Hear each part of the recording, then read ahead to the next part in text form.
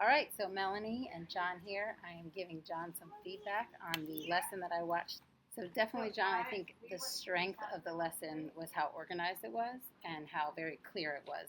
I've never been in a drama class since I left high school, but it was very clear what their objectives were, how they were going to be rated. You let them see the rubric from the very beginning.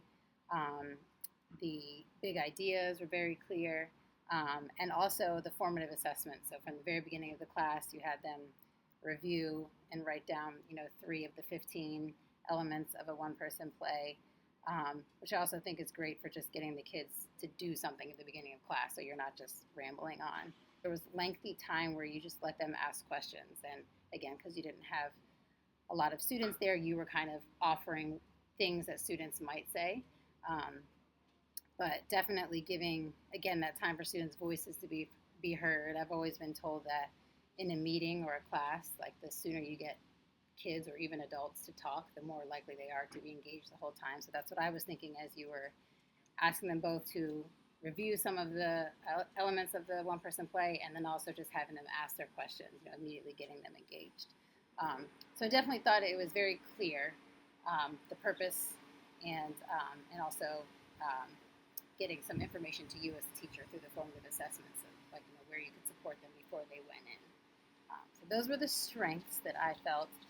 The questions that I have or things to think about moving forward.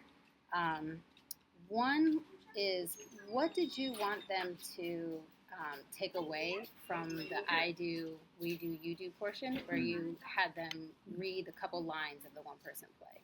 How did that relate to what they were writing? That's a good question. Should I answer? Sure. Okay. I think I could have thought a little more through that, but I wanted to sort of, as they were starting the writing process, I wanted to give them sort of an idea of, I don't know, how someone else has written a one-person play and what it sounds like. Okay. So you just want to give them, get their feet wet in it a little bit? Yeah, just to kind of give them an idea, like if they're sitting there trying to think of things to write down, they're like, well, what the heck even is it?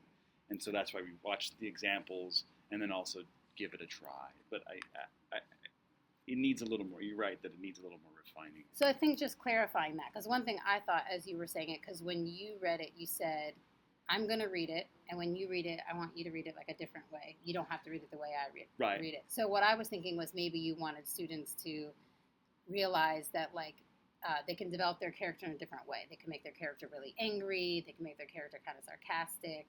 I was thinking you were trying to help them think through their character's voice or something. But either way, whatever it is, I think, like you said, drawing that out a little bit more and making it... Sounds like we got 2 activities there with a little more, like you say, more clarity of what it is that is expected in that moment is probably... Yeah, just connecting it to the writing a little bit more. So, we're gonna practice this role play this one-person play really quick, and here's how, this is what I want you to take from it that you'll do when you're writing in 2 minutes. Nice.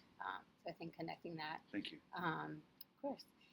And that actually pretty much relates to the only other piece of feedback that I had. So somebody told me once that the difference between kids just practicing and a lesson is that you're providing them some insight or new learning that makes their practice better or different.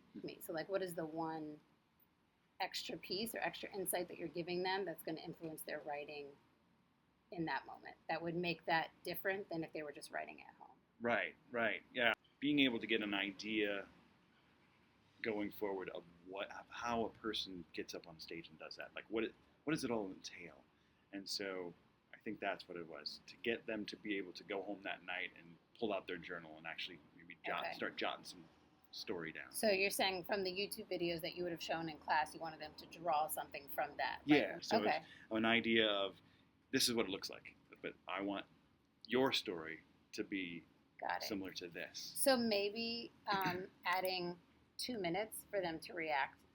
Yes. To see what they pulled. Yes, I realized after I finished it that I did not. Because I think that's just the connection between what we just watched in the YouTube video and what I'm going to actually input in my writing. Exactly. Some time to process and verbalize. I did say questions, but I didn't direct it. It needs to be directed to, how does that feel in terms of you sitting down and actually starting from scratch to create something that will, in the end, look like this? Yeah.